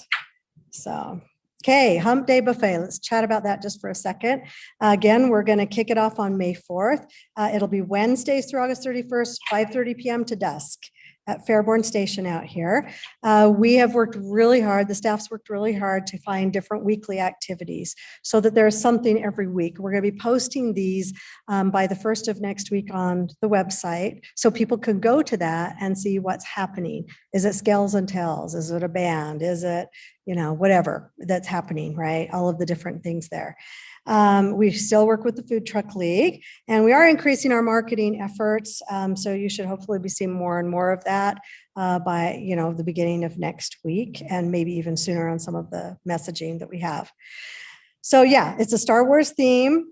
I didn't know, I like Star Wars. I'm not a fanatic of Star Wars. I did not know that was May the 4th be with you, but it's a big deal. So we have the Cantina Band coming, and apparently they're performing all over the valley that day at different times. We were able to get them in the evening. So they're going to be there. There's going to be giveaways, activities. We're really going to try and make it special for everybody. So, okay. Westfest. So Carnival again, you can kind of, I won't go through each one of these. Very similar booths, same kind of thing. Entertainment, really the only thing that changes. So we have the parade back. So we're fingers crossed that that goes well. I think it will. Now that we're out of COVID, I think we're excited about that. And some of the different activities that will be going on as well. We've added pickleball, so a pickleball tournament to the works. And then on the fireworks, we typically just have the Saturday evening fireworks show. We're going to have another fireworks show Friday night. It's just a little bit smaller scale. So they're working on that. So that'll be great. Farmers Market kickoff. So I brought this. Some of you may recall I did these, well, I don't want to say how long ago. It's been a while. We've had our challenges, and then COVID hit, and that made it even more challenging. But we have a manager, or we have a person, an agency to manage it for us, but we're working very closely with them. So everybody will be getting this Back to Our Roots West Valley City Farmers Market bag.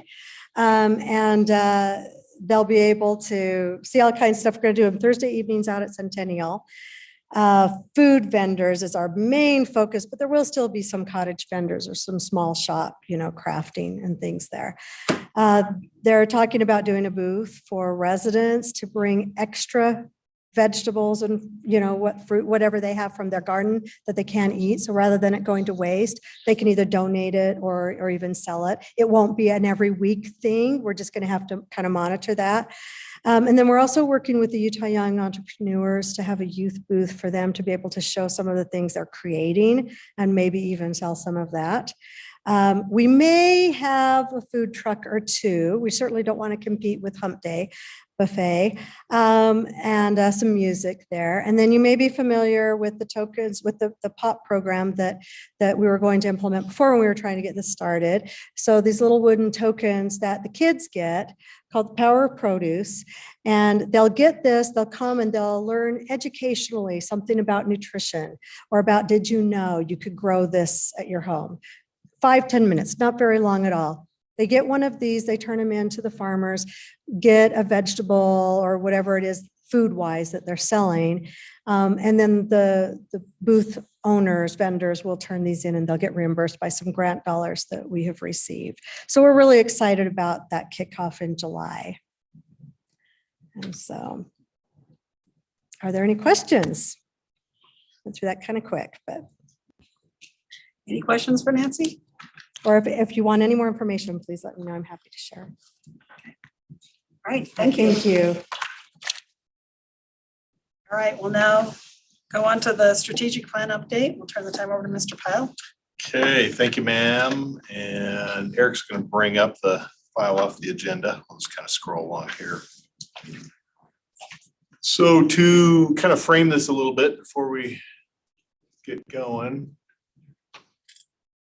So there are about 17 items on the strategic plan update as they were agreed upon by the council. And we'll do quarterly updates. This is sort of the plan. I actually sent this one out to you on March the 12th.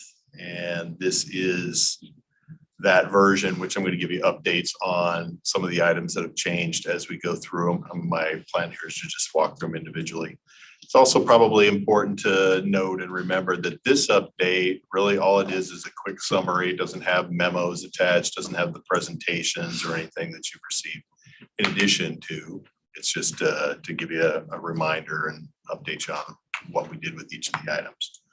So let's run through them just one by one.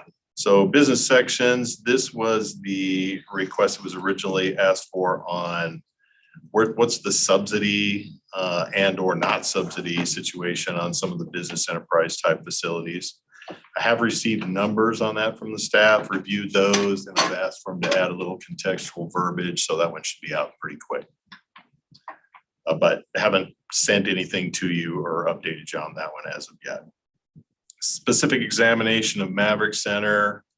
The concept was brought up as to examining whether we might want to or it might be advantageous to sell the Maverick Center. So given that assignment to the staff, they are considering ways to look at that, as well as bringing up the information, going and digging that out from last time this question was brought up, which was a few years ago. I can't remember exactly how many, but we'll bring that to you when we get that far as well. Reset council meeting opening ceremony. I guess I should also mention a lot of these items are really quick and easy ones that are already done. Some are ones that we haven't started yet. Some are ones that we're in the middle of and might go on all year long, depending on how the council kind of wants to respond to them. And some of them, well, I guess that's sort of the gamut. They're either done already, we're working on them, or they may take a while. The other comment I was going to make on that is some of these are kind of conceptual, and so they might take us off on some direction that we don't even know yet, based on whatever the council wants to do with them. This isn't one of those. That was an easy one. It's done and finished. Key performance indicators. Some council members have got some information back in various ways. We're waiting on. So this is kind of one of those items that's in the middle of. We're waiting for more information on that. Ranked choice voting. You'll note this update one. We said we've scheduled it for April 5th. That's the March 12th version. You did get that prepared report, and you've had that presentation from Nicole, which was actually last week, right? Can't remember if we asked for more on this. Nicole had offered up, there's this other group out there that's sort of the critical examiner of the ranked choice voting as opposed to the proponent advocate of ranked choice voting. I think if I remember right, the council was just kind of considering where or how they might want to go from there. Program modification process and my update on the 12th, I told you it was complete and I was reviewing it and that I was preparing a recommended list. Next step will be to submit. I've done that. So that list, both on the ongoing and the one times, will be part of the budget process as we discussed a little bit earlier. So that's another one of those ones that's kind of ongoing. Noise ordinance promotion, information will be submitted in the bill early part of spring. That's already gone out in the April bill. So when you see this update next time around, that one will say went out complete. Sustainability plan, staff presented the sustainability plan during the strategic plan, as you'll remember. And my update here says we've assigned it and submitted first complete sustainability page showing completed efforts, more to follow. And that one is being updated as we go along. There's new information quite often. We also have attached videos to that page. There's a lot there to look at. And this is kind of one of those ones that I would imagine you're probably seeing updates to all the way through this year and probably into the next strategic plan year if the council's still focusing on that formally. Okay, next one, requested follow-on presentation for House Bill 411. That happened. I think we've even had a couple of discussions on that subject since then. Council requested invitation to tree planting activities. As soon as we have those tree planting activities, you'll get those invites. Waterwise ordinance change, you know the history on that. That's actually before you tonight for approval. In this update, as a month ago, we were saying it had hit the planning commission and would be coming before you. You have it before you. Private road discussion, again, this one actually is a good example of how we're trying to schedule all 17 of these items, especially the ones that are a particular priority or urgency to the council. We originally kind of thought April 12th would be, well, that's at least how we prioritized it in terms of the subjects the council had asked for. Then we noticed that we had these two items coming before the council through planning commission, so we moved it up to March. You've had the presentation, requested the ordinance changes. Those are in the works right now. I think Steve mentioned that they're going to planning commission here in the next little while, or they're ready to, but I remember the council wanted to see those first, so they'll be back for a communications item. Streetlight program presentation scheduled for March 22nd. That's happened. For the promotion awareness, the same information to the public, new video that was posted in early April. Explained the system history, the new fee usage structure. Sidewalk construction, don't have an update on this one yet. That's just one we're kind of on the list to get going, so I don't really have anything for you on that one as of yet. Crime issue geographic trend reporting. This is an interesting one in the sense that we have lots of stats and we have lots of different tools that the Intel unit uses and presents to the command staff of the police department. However, we also have an issue on this one in that we just switched after 25 years, almost exactly coincident to the council's request for this, our information reporting, intel gathering, and actual computer reports software. We used to be on Spillman. That's a term that rings a bell with a few people. That has switched to Versaterm, which probably doesn't ring a bell with almost anybody. And so they're in the process of trying to figure out how to get back the old reporting that they had before. So as soon as we get through that process, we'll be bringing stuff on this item. But it's one of those ones that there's not any progress. We're actually considering it, looking at it, but can't do it in the way that we were doing it. So we have to come up with a new way to do it. Okay, homeless encampment elimination items under 12. So to my understanding, as I understood this one, really the look was more for success as opposed to where are encampments. It's more of a, are our areas clean, parks, river, other areas of town. So I've worked with the COP group, especially in the homeless task force, asking them to come up with ways to sort of illustrate that. We've talked about a bunch of different ways to do it. I've even had one of our staff members who has a regularly traveled route through some of the areas where we used to at least see this, to film me some video. I've also asked some police officers to do that. I'm not sure we've come up with the way to really accomplish this yet. So we're still kind of conceiving how to present this one. Could be anything from drone footage to body cam video to still photos to GoPro on a bike. So I'm still kind of considering how to do that one. Next one, council members requested monthly invite. We're doing that. Let's see, community education program, asked for an update, basically with the purposes I understood it to talk about efficacy, how's this working, what are they doing, that sort of thing. Steve and Margaret have been invited and scheduled. I can't remember what the date is. Next week. Yes. Okay, so that's coming up really soon. Neighborhood health audit, we've scheduled for April 26th. We were, I think, originally thinking we would do this a little bit earlier, but we had some data issues that we wanted to look at more through staff. So. We actually pushed it back until May on this one. Oh, okay. As of March 12th, we were scheduled for April 26th. Now we've pushed it to May. But we're working on that one. At that time, of course, also we'll give you the access to the health audit. Destination attraction. I thought we had this one. Oh yeah. We don't have it on an update because we've got it in the task report in June. So we're kind of considering this one as well. And as time goes up or ideas come up, like the water tower sort of query or question last week, we'll get you information on those as they go as well. Wall and thoroughfare scheduled for May 10th. I think that one's actually still scheduled for May 10th. Is that right?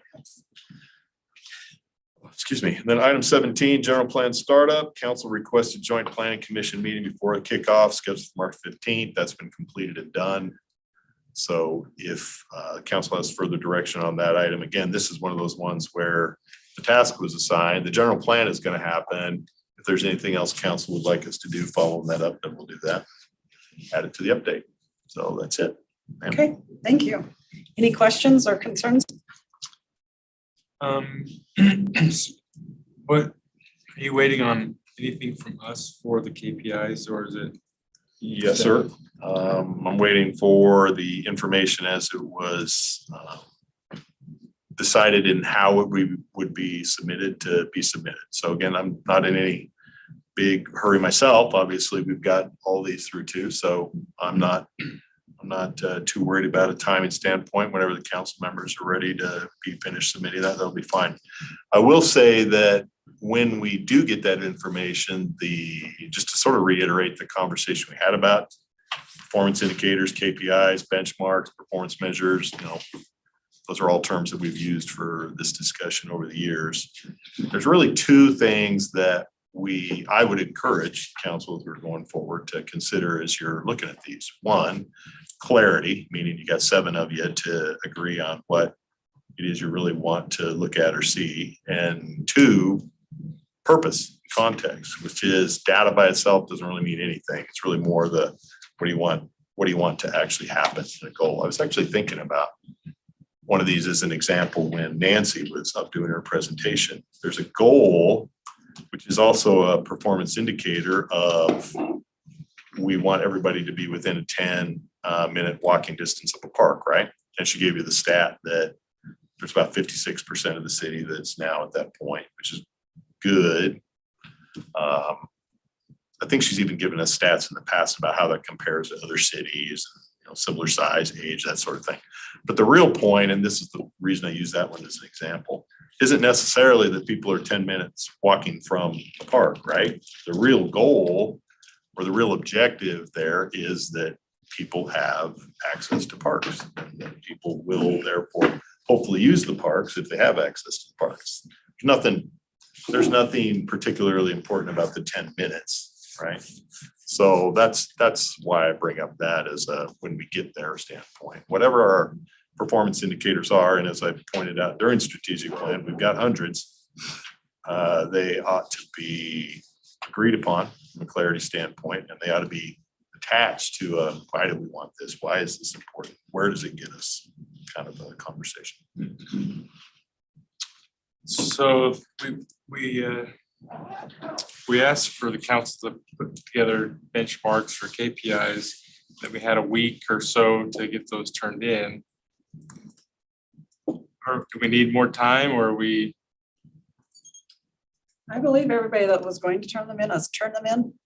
So maybe we need to follow up and get that list. They were sent to Nicole. So maybe I'll get that list from you and we can, in another meeting, schedule some time to go over There them. might be some duplicates that we could, yeah.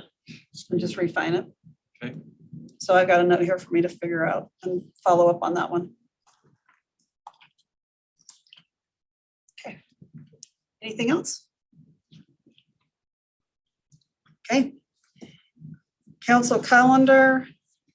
I'll just figure everybody can look at that one. Since we're running out of time and is our pending legal going to take very long? Where are we at? 6:25? It shouldn't, but it's probably gonna be more than 5 minutes. Okay.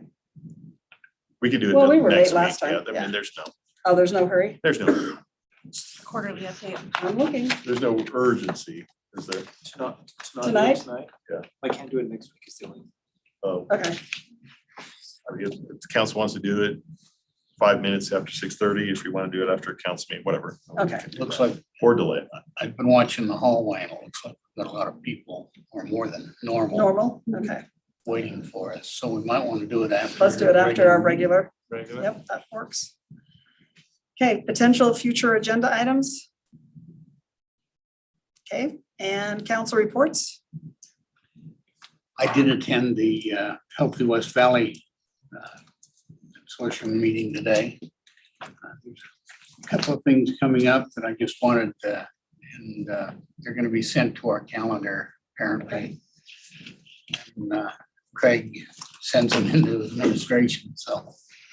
But they're planning a mental health awareness night on May 19th over at Fairborn Station. They'll have a lot of different presenters, activities there, just to let people realize that, you can get from a bad position to a good position without a lot of psychiatry and everything else. Work on things, be aware, and other people can be aware and help you. There's also a coping skills workshop they're working on, looks like May 23rd. It'll be out at the Family Fitness Center, I hope. And that time hasn't been arranged yet. And then Pastor Vanetta has her yearly Project Cornucopia coming up the week before West Fest, this time on June 11th. And that one's a traditional come see what the community can offer, and also a food distribution for her food banks. Those items are coming up, and I asked Craig to get them to administration so they'd be on our calendar. Okay, thank you. I appreciate that. Anybody else have a report? Okay. Just one motion to adjourn, and then just somebody remind me after our next meeting that we're having a closed meeting. Because if there's gonna be, might go long. So let's see how it goes. Move to adjourn. Thank you. Second. All in favor, please say aye. Aye. And we're out. See you in there.